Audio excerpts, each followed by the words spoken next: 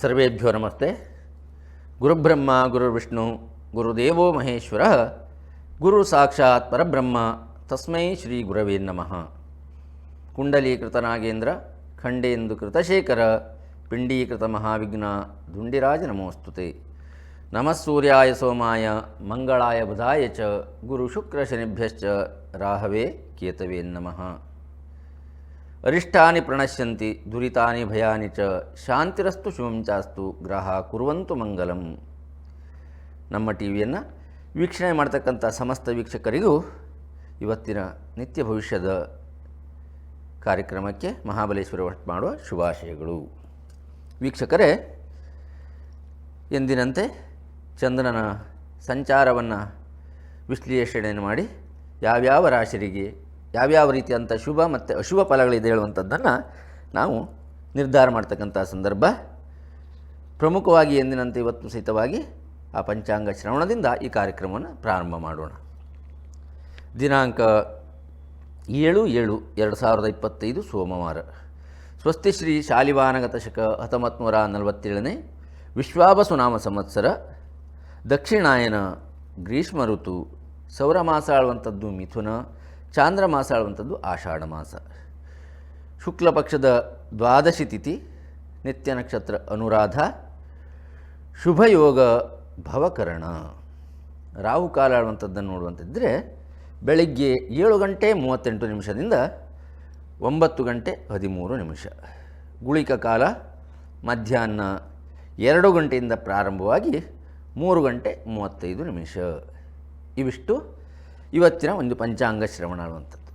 ಈಗ ಮೇಷದಿಂದ ಪ್ರಾರಂಭ ಮಾಡಿ ಮೀನ ಪರ್ಯಂತರವಾಗಿ 12 ರಾಶಿಗಳಿಗೆ ಇವತ್ತು ಚಂದ್ರನ ಗೋಚಾರದಿಂದಾಗಿ ಬಾಕಿ ಗ್ರಹಗಳ ಗೋಚಾರದಿಂದಾಗಿ ಯಾವ ರೀತಿಯಾದಂಥ ಅಶುಭ ಶುಭ ಫಲಗಳಿದೆ, ಪರಿಹಾರ ಏನು ಹೇಳುವಂಥ ಸಂದರ್ಭ ಬಂದಿದೆ. ಮೊದಲನೇ ರಾಶಿ ಮೇಷರಾಶಿ.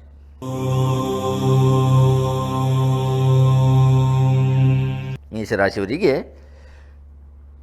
ನವಮ ಭಾಗ್ಯಸ್ಥಾನದಲ್ಲಿ ಚಂದ್ರ ಮಾಂದಿ ಸ್ಥಿತವಾಗಿರುವಂಥದ್ದು, ಚಂದ್ರನ ಜೊತೆಯಲ್ಲಿ ಮಂದನ ಮಗನ ಅಂತ ಮಾಂದಿಯೂ ಸ್ಥಿತವಾಗಿರುವಂಥದ್ರಿಂದಾಗಿ ರೋಗ ಭಯ ಅಂತ ಹೇಳಿದ್ದಾರೆ. ತಿಳಿಯದೆ ಯಾವುದೋ ರೀತಿಯಾದಂಥ ರೋಗ ಭಯ ಬರುವಂಥ ಸಾಧ್ಯತೆಗಳುಂಟು. ದ್ವಿತೀಯದಲ್ಲಿ ಶುಕ್ರ ಧನ ಲಾಭ ಆಳುವಂಥದ್ದು, ದ್ವಿತೀಯ ಸ್ಥಾನದಲ್ಲಿ ವಿತ್ತಂ ನೇತ್ರ ವಾಕ್ ಕುಟುಂಬಂ ಸತ್ವಂ ಸೌಭಾಗ್ಯಮೇವ ಹೇಳುವಂಥದ್ದು ಕಾರಣದಿಂದಾಗಿ ಆ ದ್ವಿತೀಯ ಸ್ಥಾನದಲ್ಲಿರುವಂಥ ಶುಕ್ರನಿಂದಾಗಿ ಧನಲಾಭ ಆಗುವಂಥ ಸಾಧ್ಯತೆ ಇದೆ. ದ್ವಾದಶದಲ್ಲಿ ಶನಿ, ದ್ವಾದಶ ಅಂತಂದರೆ 12ನೇ ಭಾವ, ವ್ಯಯಭಾವದಲ್ಲಿ ಶನಿ ಇರುವಂಥ ಕಾರಣ 7 ಶನಿಯ ಪ್ರಭಾವ ನಡೀತಾ ಇದೆ. ಪ್ರಮುಖವಾಗಿ ಮೇಷರಾಶಿಯವರಿಗೆ ಸ್ವಲ್ಪ ರೀತಿಯಾಗಿ ಮನೋಕ್ಲೇಶ, ಯಾವುದೋ ಒಂದು ವಿಚಾರಗಳಿಂದಾಗಿ ಮನಸ್ಸಿಗೆ ಅಹಿತಕರವಾದಂಥ ಘಟನೆಗಳು ನಡೆದು ಅದರಿಂದಾಗಿ ತೊಂದರೆ ಪಡುವಂಥ ದುಃಖ ಪಡುವಂಥ ಸಾಧ್ಯತೆಗಳಿರುತ್ತೆ. 3ರಲ್ಲಿ ಗುರುಸ್ಥಿತವಾಗಿರುವಂಥ, ತೃತೀಯ ಭಾವದಲ್ಲಿ ಗುರುಸ್ಥಿತವಾಗಿರುವಂಥದ್ದು ಸ್ಥಾನನಾಶ ಮಾಡ್ತಕ್ಕಂಥ ಕೆಲಸ ಯಾವುದೋ ರೀತಿಯಾಗಿ ಹೋಗುವಂಥ ಸಾಧ್ಯತೆಗಳಿದೆ, ಜಾಗ್ರತೆ ಹೇಳುವಂಥದ್ದು ಬೇಕು. ಇದಕ್ಕೆ ಪರಿಹಾರಾರ್ಥವಾಗಿ ಆ ದುರ್ಗೆಯ ಆರಾಧನೆಯನ್ನು ಮಾಡಿಕೊಳ್ಳಿ. ದುರ್ಗತಿ ನಾಶಿನಿ ಅಂತ ಹೇಳಿದ್ದಾರೆ. ಮೇಷರಾಶಿಯವರು ಇದರಿಂದಾಗಿ ಶುಭವಾಗುತ್ತೆ. ಇನ್ನು 2ನೇ ರಾಶಿ ಹೇಳುವಂಥದ್ದು ವೃಷಭ ರಾಶಿ.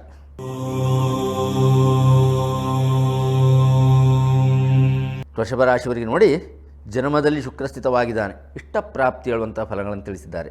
ಜನ್ಮದಲ್ಲಿ ಶುಕ್ರ ಇದ್ದರೆ ಇಷ್ಟಪ್ರಾಪ್ತಿ. ಏಕಾದಶದಲ್ಲಿ ಶನಿ ಇದ್ದರೆ ಧನಲಾಭ ಮಾಡ್ತಕ್ಕಂಥ ಒಂದು ವೃತ್ತಿಗಳಲ್ಲಿ ಉದ್ಯೋಗದಲ್ಲಿ ಹಾಕಿರ್ತಕ್ಕಂಥ ಹೂಡಿಕೆ ಏನಾದರೂ ಮಾಡಿದರೆ ಎಣಿಸದೆ ಅಕಸ್ಮಿತವಾಗಿ ಧನ ಲಾಭವಂಥ ಸಾಧ್ಯತೆ ವೃಷಭ ರಾಶಿಯವರಿಗೆ ಉಂಟು.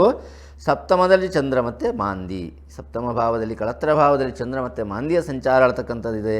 ರಾಜಭಯ ಮನೋಸುಖ ಅಂತ ಹೇಳಿದೆ. ರಾಜಭಯ ಅಂತಂದರೆ ಮೇಲಾಧಿಕಾರಿಗಳಿಂದಾಗಿ ಕಿರುಕುಳಗಳು, ನಾವು ಕೆಲಸ ಮಾಡ್ತಕ್ಕಂಥ ಕೆಲಸದ ಸ್ಥಳಗಳಲ್ಲಿ ಮೇಲ ಅಧಿಕಾರಿಗಳಿಂದಾಗಿ ಒತ್ತಡ, ಕಿರುಕುಳ, ಅಪಮಾನ ಎಲ್ಲ ಬರುವಂಥ ಸಾಧ್ಯತೆಗಳಿದೆ.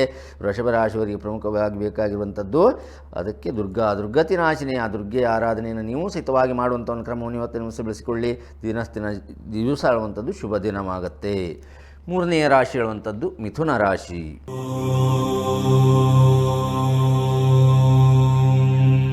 ಮಿಥುನ ರಾಶಿಯವರು ನೋಡಿ, ಜನ್ಮ ಸ್ಥಾನದಲ್ಲಿ ಸ್ಥಿತವಾಗಿರುವಂಥ ರವಿ ಮತ್ತು ಗುರು, 6ರಲ್ಲಿ ಚಂದ್ರ ಮತ್ತು ಮಾಂದಿ. ರವಿ ಮತ್ತು ಗುರು ಇರುವಂಥದ್ರಿಂದಾಗಿ ಮನೋದುಃಖ ಮತ್ತು ಆಯಾಸ ಅಂತ ಹೇಳಿದ್ದಾರೆ. 6ರಲ್ಲಿರುವಂತಹ ಚಂದ್ರನಿಂದಾಗಿ ಶತ್ರುನಾಶ ಆಳುವಂಥದ್ದುಂಟು. ಪ್ರಯತ್ನದಿಂದ ಇಷ್ಟಪ್ರಾಪ್ತಿ, ಯಾವುದೇ ಆದರೂ ಸಹಿತವಾಗಿ ಪ್ರಯತ್ನ ಮಾಡದೆ ನಮಗೆ ಪ್ರಾಪ್ತವಾಗಲಿಕ್ಕೆ ಸಾಧ್ಯತೆ ಇಲ್ಲ.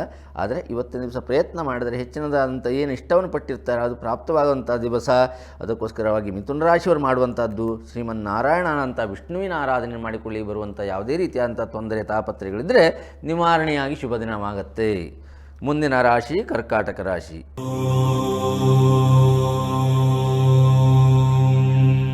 ಲಗ್ನದಲ್ಲಿ ಬುಧ, ವ್ಯಯದಲ್ಲಿ ಗುರು ರವಿ, ಜನ್ಮರಾಶಿಯಲ್ಲಿ ಸ್ಥಿತವಾಗಿರ್ತಕ್ಕಂಥ ಬುಧ ವ್ಯಯಸ್ಥಾನ 12ನೇ ಭಾವದಲ್ಲಿ ಗುರು ಮತ್ತು ರವಿಯ ಸಂಚಾರ ಆಡುವಂಥದ್ದುಂಟು. ಅದೇ ರೀತಿಯಾಗಿ ದ್ವಿತೀಯ ಧನಸ್ಥಾನದಲ್ಲಿ ಕುಜಕೇತುವಿನ ಸಂಚಾರ, ಪಂಚಮದಲ್ಲಿ ಶನಿ ಮತ್ತು ಮಾಂದಿ, ಪಂಚಮ ಪೂರ್ವ ಪುಣ್ಯ ಸ್ಥಾನದಲ್ಲಿ ಶನಿ ಮತ್ತು ಮಾಂದಿ ಹೇಳುವಂಥ ಕರ್ಕಾಟಕ ರಾಶಿಯವರಿಗಿದೆ.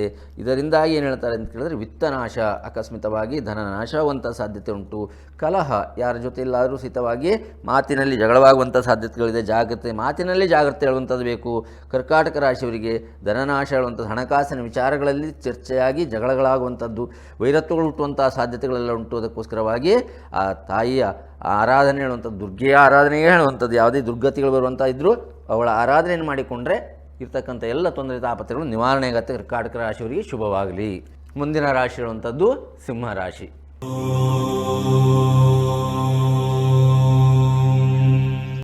ಜನ್ಮರಾಶಿಯಲ್ಲಿ ಸ್ಥಿತವಾಗಿರ್ತಕ್ಕಂಥ ಕುಜ ಮತ್ತು ಕೇತು ನೋಡಿ, ಜನ್ಮರಾಶಿಯಲ್ಲಿ ಕುಜ ಮತ್ತು ಕೇತುಗಳು ಅಂತ ಸ್ಥಿತವಾಗಿದ್ದಾರೆ. ಮನೋಭಯ ಅಂತ ಹೇಳಿದ್ದಾರೆ, ಮನಸ್ಸಿಗೆ ಒಂದು ರೀತಿಯಾಗಿ ಭಯಬರದ ವಾತಾವರಣ ಅನ್ನುವಂಥದ್ದು, ವಿತ್ತನಾಶ ಆಳುವಂಥದ್ದು ಸ್ಥಿತವಾಗಿ, ಮತ್ತು ಅಷ್ಟಮ ಶನಿ ಆಳುವಂಥದ್ದು ನಡೀತಾ ಇದೆ. ಅಷ್ಟಮಸ್ತೆ ಯಥಾ ಕೀಟ ವಾತರೋಗಾದಿ ಪೀಡಿತ ಅಂತ ಹೇಳಿದ್ದಾರೆ. ಅದಕ್ಕೋಸ್ಕರವಾಗಿ ಆ ಒಂದು ಚತುರ್ಥದಲ್ಲಿ ಮತ್ತು ಚಂದ್ರ ಮತ್ತು ಮಾಂದಿ ಹೇಳುವಂಥದ್ದು, ಕೇಂದ್ರ ಸ್ಥಾನಗಳಲ್ಲಿ ಚತುರ್ಥದಲ್ಲಿ ಚಂದ್ರ ಮತ್ತು ಮಾಂದಿ ಹೇಳುವಂಥದ್ದು, ಮಾನಹಾನಿ ಯಾರಿಂದಾಗಿಯೋ ನಮಗೆ ಯಾವುದೋ ರೀತಿಯಾದಂಥ ಹೇಳಿಕೆಯನ್ನು ಮಾಡಿ ಜನರ ಸಭಾ ಮಧ್ಯದಲ್ಲೋ ಜನರ ಮಧ್ಯದಲ್ಲೋ ನಮ್ಮ ಮನಸ್ಸಿಗೆ ತೊಂದರೆ ಆಗತಕ್ಕಂಥ ಮಾನಹಾನಿಯನ್ನು ಮಾಡುವಂಥ ಸಾಧ್ಯತೆಗಳು ಆ ಒಂದು ಸಿಂಹರಾಶಿಯವರಿಗಿದೆ. ಇದಕ್ಕೆ ಪರಿಹಾರಾರ್ಥವಾಗಿ ವಿಘ್ನ ನಿವಾರಕನಾದಂಥ ಗಣಪತಿ ಆರಾಧನೆಯನ್ನು ಮಾಡಿ ಆ ವಿಘ್ನೇಶ್ವರನ ಆರಾಧನೆಯಿಂದಾಗಿ ಬರುವಂಥ ಎಲ್ಲ ವಿಘ್ನಗಳು ನಿವಾರಣೆ ಆಗುತ್ತೆ. ಸಿಂಹರಾಶಿಯವರಿಗೆ ಗಣಪತಿಯರ ಆರಾಧನೆ ಮಾಡಿಕೊಳ್ಳಿ, ಶುಭ ದಿನವಾಗತ್ತೆ. ಮುಂದಿನ ರಾಶಿ ಹೇಳುವಂಥದ್ದು ಕನ್ಯಾ ರಾಶಿ.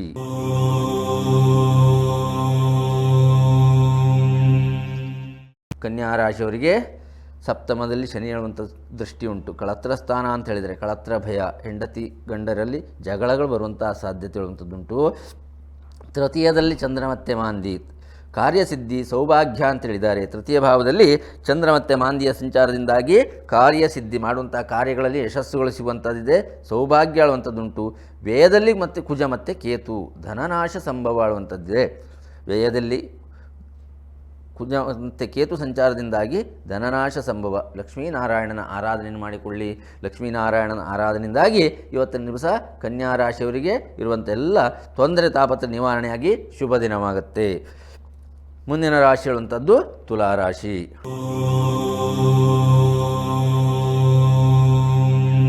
ತುಲಾರಾಶಿಯವರಿಗೆ ದ್ವಿತೀಯದಲ್ಲಿ ಚಂದ್ರ ಮತ್ತು ಮಾಂದಿ.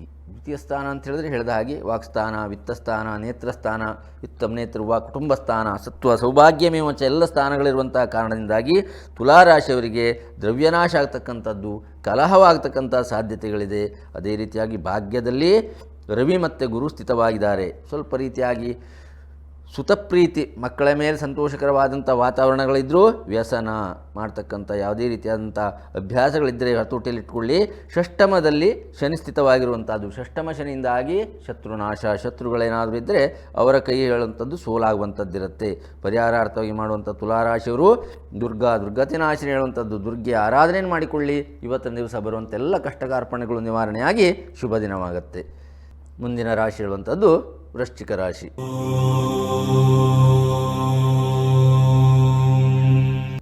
ವೃಶ್ಚಿಕ ರಾಶಿಯವರಿಗೆ ಜನ್ಮದಲ್ಲಿ ಸ್ಥಿತವಾಗಿರುವಂಥ ಚಂದ್ರ ಮತ್ತು ಮಾಂದಿ ಮನೋಭಯ ಆಳುವಂಥದ್ದುಂಟು. ಪ್ರಮುಖವಾಗಿ ಮಾಂದಿ, ರಾಹು, ಕೇತು ಈ ಯಾವೆಲ್ಲ ಗ್ರಹಗಳು ಯಾವ ಜನ್ಮರಾಶಿಯಲ್ಲಿ ಸ್ಥಿತವಾಗಿರ್ತಾರೆ ಅಲ್ಲಿ ಕೆಲವೊಂದು ರೀತಿಯಾದಂಥ ದುಸ್ವಪ್ನ, ಅದೇ ರೀತಿಯಾಗಿ ಮನಸ್ಸಿಗೆ ಭಯವನ್ನು ಮಾಡುವಂಥ ವಾತಾವರಣ ಇವೆಲ್ಲ ಬರುವಂಥ ಸಾಧ್ಯತೆಗಳಿರುತ್ತೆ. ಅದೇ ರೀತಿಯಾಗಿ ಪಂಚಮ ಶನಿ ಹೇಳುವಂಥದ್ದು ನಡೆದಿದೆ. ಪಂಚಮಸ್ಥೆ ಶನಿಶ್ಚೈವ ಅಂದರೆ ನಮ್ಮ ಕಷ್ಟಪ್ರದಾಯಕ ಅಂತ ಹೇಳಿದ್ದಾರೆ. ಪಂಚಮ ಶನಿಯಿಂದಾಗಿ ಕಷ್ಟ ಕಾರ್ಪಣ್ಯಗಳು ಬರುವಂಥ ಸಾಧ್ಯತೆಗಳಿದೆ. ಧನಹಾನಿ ಹೇಳುವಂಥದ್ದುಂಟು. ಅದೇ ರೀತಿಯಾಗಿ ಅಷ್ಟಮದಲ್ಲಿ ಗುರು ರವಿಯ ಒಂದು ಸಂಚಾರ ಹೇಳುವಂಥದ್ದುಂಟು, ರೋಗ ಪ್ರಾಪ್ತಿ ಹೇಳುವಂಥದ್ದು ತಿಳಿಸಿದ್ದಾರೆ. ಚತುರ್ಥ ಸ್ಥಾನದಲ್ಲಿ ರಾಹು ಇರುವಂಥದ್ದು, ಮಾನಹಾನಿ ಹೇಳುವಂಥದ್ದು, ಇವೆಲ್ಲ ಸಹಿತವಾಗಿ ತೊಂದರೆಗಳು ಬರುವಂಥ ಸಾಧ್ಯತೆಗಳು ಇವತ್ತಿನ ದಿವಸ ವೃಶ್ಚಿಕ ರಾಶಿಯವರಿಗಿದೆ. ಲಕ್ಷ್ಮೀನಾರಾಯಣನ ಆರಾಧನೆಯನ್ನು ಮಾಡಿಕೊಳ್ಳುವಂಥದ್ರಿಂದಾಗಿ ಬರುವಂಥ ತೊಂದರೆಗಳಿಂದ ನಿವಾರಣೆಯಾಗಿ ಶುಭ ದಿನವಾಗುತ್ತೆ ಅನ್ನುವಂಥದ್ದು ಹೇಳ್ತಾ ಮುಂದಿನ ರಾಶಿಯಾದಂಥ ಧನುರ್ರಾಶಿ.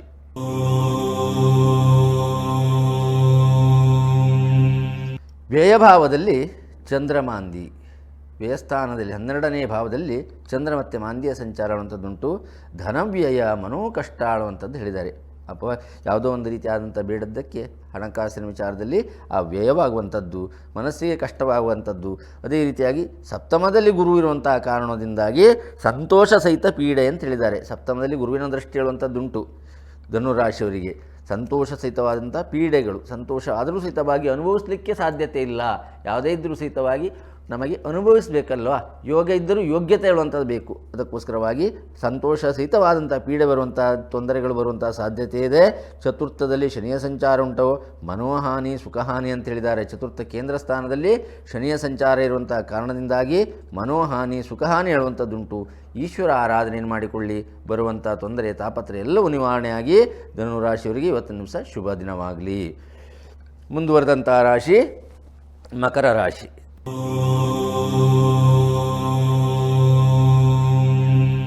ಏಕಾದಶದಲ್ಲಿ ಚಂದ್ರಮಾಂದಿಯ ಸಂಚಾರ 11ನೇ ಲಾಭಸ್ಥಾನದಲ್ಲಿ ಸಂತೋಷ ಆಳ್ತಕ್ಕಂಥದ್ದು ಹೇಳಿದ್ದಾರೆ. ದ್ವಿತೀಯ ಸ್ಥಾನದಲ್ಲಿ ರಾಹು, 2ನೇ ಮನೆಯಲ್ಲಿ ರಾಹು ಇರುವಂಥ ಕಾರಣಗಳಿಂದಾಗಿ ಮಾತಿನಲ್ಲಿ ಜಾಗ್ರತೆ ಹೇಳುವಂಥದ್ದು ಬೇಕು, ಕಲಹವಾಗುವಂಥದ್ದು, ಜಗಳವಾಗುವಂಥ ದಿವಸ ಪ್ರಮುಖವಾಗಿ. ಷಷ್ಠಮದಲ್ಲಿ ಗುರು ಮತ್ತೆ ಇದ್ದಾನೆ, ಶತ್ರುಪೀಡೆಗಳು, ಹೊಸದಾಗಿ ಜಗಳದಿಂದಾಗಿ ಶತ್ರುಗಳು ಹುಟ್ಟುವಂಥ ಸಾಧ್ಯತೆಗಳು ಆ ಒಂದು ಪ್ರಮುಖವಾಗಿ ಆ ಮಕರ ರಾಶಿಯವರಿಗೆ ಹೇಳುವಂಥದ್ದಿದೆ. ತೃತೀಯದಲ್ಲಿ ಶನಿ ಇದ್ದಂಥ ಕಾರಣ ಧನಲಾಭ ಆಗುವಂಥದ್ದು, ಧನಲಾಭ ಯಾವುದು ಎಣಿಸದೆ ಹಾಕಿರುವಂಥ ಹಣ ದ್ವಿಗುಣವಾಗತಕ್ಕಂಥ ಸಾಧ್ಯತೆಗಳಿದೆ. ಅದಕ್ಕೋಸ್ಕರವಾಗಿ ಮಕರ ರಾಶಿಯವರಿಗೆ ಬರ್ತಕ್ಕಂಥ ತೊಂದರೆಗಳ ಪರಿಹಾರಕ್ಕಾಗಿ ಆ ದುರ್ಗೆ ಆರಾಧನೆಯನ್ನು ಮಾಡಿಕೊಳ್ಳಿ, ಶುಭ ದಿನ ಆಗತ್ತೆ. ಮುಂದಿನ ರಾಶಿ ಹೇಳುವಂಥದ್ದು ಕುಂಭರಾಶಿ.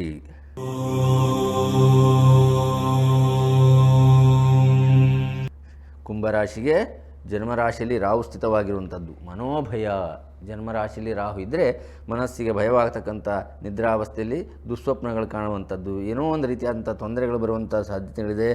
ಕರ್ಮದಲ್ಲಿ ಚಂದ್ರ ಮಾಂದಿ, ಕರ್ಮಸ್ಥಾನ ದಶಮದಲ್ಲಿ ಚಂದ್ರ ಇದ್ದರೆ ಆ ಒಂದು ಚಂದ್ರನ ಜೊತೆಯಲ್ಲಿ ಮಾಂದಿಯೂ ಸ್ಥಿತವಾಗಿದೆ. ಅದಕ್ಕೋಸ್ಕರವಾಗಿ ಚಂದ್ರನಿಂದಾಗಿ ಇಷ್ಟಸಿದ್ಧಿ ಇದ್ದರೂ ಕಲಹಗಳು ಬರುವಂಥ ತೊಂದರೆಗಳು. ದ್ವಿತೀಯದಲ್ಲಿ ಶನಿ ಇರುವಂಥದ್ದು, ವಿತ್ತಸ್ಥಾನ ಧನಸ್ಥಾನದಲ್ಲಿ ಶನಿ ಇರುವಂಥದ್ರಿಂದಾಗಿ ಧನ ವ್ಯಯವಾಗುವಂಥದ್ದು. ಅದೇ ರೀತಿಯಾಗಿ ಪಂಚಮ ಭಾವದಲ್ಲಿ ಗುರು ಸಂಚಾರ ಇದ್ದ ಕಾರಣ ಮಕ್ಕಳಿಂದಾಗಿ ಸುಖ ಪ್ರಾಪ್ತಿ, ಮಕ್ಕಳಿಂದಾಗಿ ಸಂತೋಷವಾದಂಥ ಒಂದು ವಿಚಾರವನ್ನು ಕೇಳುವಂಥದ್ದು ಆ ಒಂದು ಪಂಚಮ ಗುರುವಿಂದಾಗಿ ಬರುವಂಥದ್ದಿದೆ. ಕುಂಭರಾಶಿಯವರಿಗೆ ಬೇಕಾಗಿರುವಂಥದ್ದು ಸುಬ್ರಹ್ಮಣ್ಯನ ಆರಾಧನೆಯನ್ನು ಮಾಡಿಕೊಳ್ಳಿ, ಬರುವಂಥ ಎಲ್ಲ ಕಷ್ಟ ಕಾರ್ಪಣ್ಯಗಳು ನಿವಾರಣೆಯಾಗಿ ಶುಭ ದಿನವಾಗುತ್ತೆ. ರಾಶಿಗಳಲ್ಲಿ ಕೊನೆಯ ರಾಶಿ ಹೇಳುವಂಥದ್ದು ಮೀನರಾಶಿ.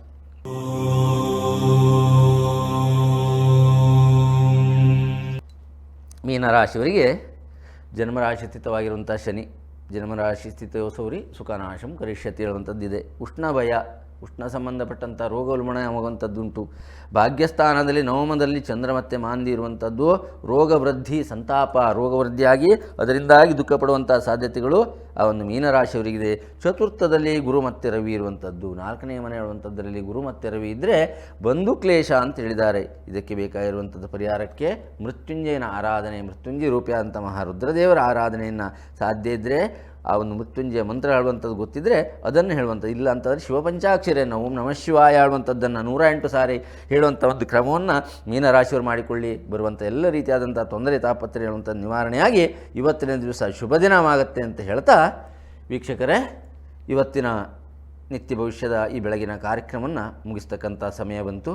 ಯಾವ್ಯಾವ ರಾಶಿಯವರಿಗೆ ಶುಭ, ಯಾವ್ಯಾವ ರಾಶಿಯವರಿಗೆ ಶುಭ ಫಲ ಇದೆ, ಯಾವ್ಯಾವ ರಾಶಿಯವರು ಯಾವ್ಯಾವ ರೀತಿಯ ದೇವತಾ ಆರಾಧನೆಯನ್ನು ಮಾಡಿಕೊಳ್ಳಬೇಕು ಅಂತ ತಿಳಿಸಿದ್ದೆವೋ ಆ ಆರಾಧನೆ ಮಾಡುವುದರಿಂದಾಗಿ ಬರುವಂಥ ಎಲ್ಲ ತೊಂದರೆಗಳು ನಿವಾರಣೆಯಾಗಿ ಎಲ್ಲರಿಗೂ ಸಿದ್ಧವಾಗಿ ಇವತ್ತಿನ ದಿವಸ ಶುಭ ದಿನ ಆಳುವಂಥದ್ದಾಗಲಿ, ಆ ಒಂದು ಎಲ್ಲ ಕಾರ್ಯಗಳಲ್ಲೂ ಜಯ ಸಿಕ್ಕಿ ಸಂತೋಷಭರಿತವಾದಂಥ ವಾತಾವರಣ ದಿನ ಆಳುವಂಥದ್ದಾಗಲಿ ಅಂತ ತಿಳಿಸ್ತಾ ಇವತ್ತಿನ ಕಾರ್ಯಕ್ರಮ ಮುಗಿಸುವಂಥ ಸಂದರ್ಭ ಬಂದಿದೆ. ನಾಳೆ ಮತ್ತೆ ಭೇಟಿಯಾಗೋಣ. ಸಮಸ್ತ ಲೋಕ ಸುಖಿನೋ ಭವಂತು. ಶುಭಂ ಭೂಯಾತ್.